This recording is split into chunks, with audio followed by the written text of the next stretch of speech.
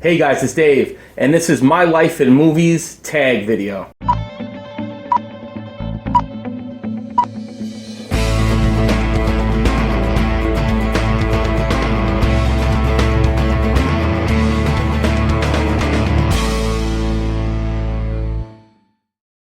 Alright, so I was tagged, and I apologize. I was tagged, I don't know, probably like maybe a month and a half ago, maybe 2 months ago, from Bobby Explains It All. He had tagged me, finally getting this out, so I apologize to Bobby, but if you have not subscribed to his channel, go check his channel out. There is a link below for Bobby Explains It All. Here we go, we're gonna get into it. So number one, the first film you remember seeing as a kid, Follow That Bird. If you don't know what Follow That Bird was, it was Sesame Street's first movie back in the 80s on, I believe, the big screen.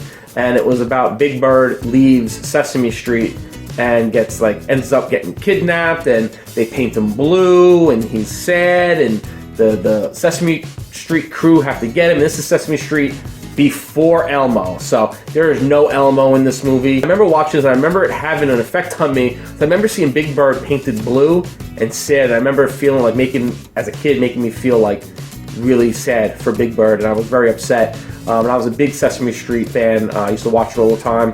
Number two, teenage crush. Which actress did you have a crush on? For me, it was Alyssa Milano. I loved Alyssa Milano. One, from Who's the Boss. I loved watching that show, and I just remember I'm about the same age as Alyssa Milano. I think we're right around the same. I think she might be maybe a year or two older than me. So like we're right there, I think. I don't remember how old she is, but I know we were right there in age. And I loved her in that. But what I loved her also in was the movie Commando. I love the movie Commando with Arnold Schwarzenegger, and she plays his daughter, and I love her in that role. I loved her in Who's the Boss. I loved her in Charmed. After that, I have followed Alyssa Milano her whole career. I love Alyssa Milano. That was probably my big crush when I was a kid. Alyssa Milano, hands down. Number three, Bad Choices, Good Outcome. A movie I watched and ended up enjoying, even though I wanted to hate it. Easy.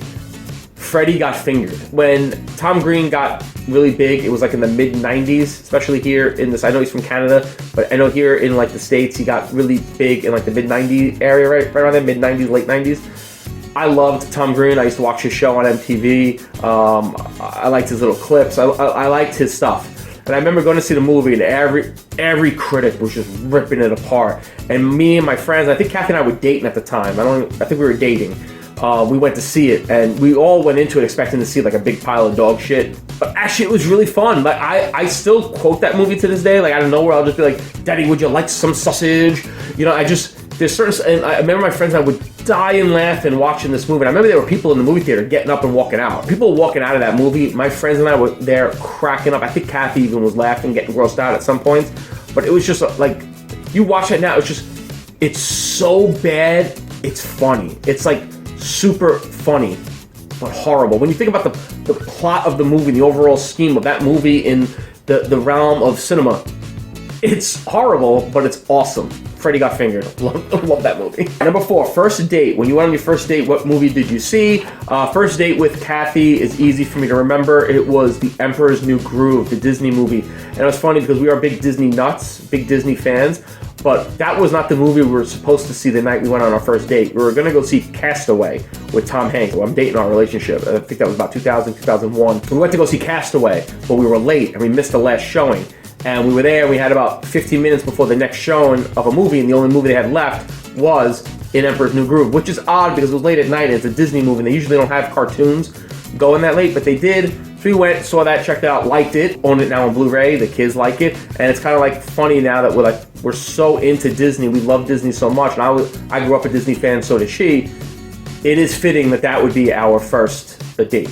It was Emperor's New Groove. Number five, home comforts. What movie reminds you of a time with your family? Mine, I had to go with the holidays, and I had to go with A Christmas Story. I remember watching that as a kid when I was younger, or my brother was younger. I remember at home before my parents divorced when I got a little older. I remember that being a staple that was always on in our house around the holidays. I'm getting a little... Hold on. Oh my God. Okay. Didn't have that effect on me when I was coming up with the answers, but I remember watching A Christmas Story when I was a kid, and I love that movie. Now that movie's on my house every Christmas on TBS. I have that channel on all day long. We watch that 24/7. Yeah, that's probably the movie, when I think about that, it's like the times as being a kid that were good. So yeah, Christmas Story. First heartbreak, number 6. What movie really upset or hit you more than you thought? The first movie I remember watching and actually shedding tears to and having an emotional connection where it made me tear up and cry a little was Philadelphia with Tom Hanks and Denzel Washington. Such a powerful film. I grew up in the 80s, and AIDS were a big topic of conversation in the 80s, early 90s. Even into the late 90s, with AIDS, HIV. I know when Magic Johnson came out of being HIV positive, being a big basketball fan back in the day, that was like, holy crap, that like rocked everything. And this movie with Tom Hanks, was a fantastic actor, as well as Denzel Washington. They knocked it out of the park, and I just remember the scenes of Tom Hanks' character in the hospital. Those were brutal. And that was the first movie I remember just the tears started rolling down. Like, I just couldn't stop, and I was like, what the hell? But yeah, Philadelphia, definitely. Number 7, Leaving Home. What movie was the first you watched without your family? And this was hard for me to remember because it was so long ago, you know, it's hard to piece together in my teenage years. But I think it might have been The Crow. Love that movie. Crow was awesome. Crow was such a great movie. I love that movie to this day. One of my probably top, right now I'll probably say my top 10 films, The Crow. Brandon Lee was phenomenal. Those sequels they did were garbage. The Crow, standalone movie, one of the best. Oh, love that movie. Number 8, Good Times. What movie do you watch most and why? Has to be Billy Madison. It is probably my favorite Adam Sandler movie, right ahead of Happy Gilmore. Billy Madison I absolutely love. Whenever it is on cable, no matter what point on the movie it is, I stop, I finish watching it where it's at. Kathy can't stand it. She laughs at it, but she can't stand how I can watch that nonstop. I love Billy Madison. I can watch it at any point. It always cheers me up. Number 9, learn a new language. What is your favorite non-English language movie? Don't hate me for this. I don't watch a lot of movies that have subtitles or movies that are in different language. I get into movies with subtitles eventually, but it's just hard for me to get into it. So the last one I've seen and I really liked was from 2000. In the movie theater, I went to go see Crouching Tiger, Hidden Dragon. Great movie. Don't remember much about it because it was 17 years ago. Saw it in the movie theaters with my friends. But that is the last movie I've seen with subtitles with a different language.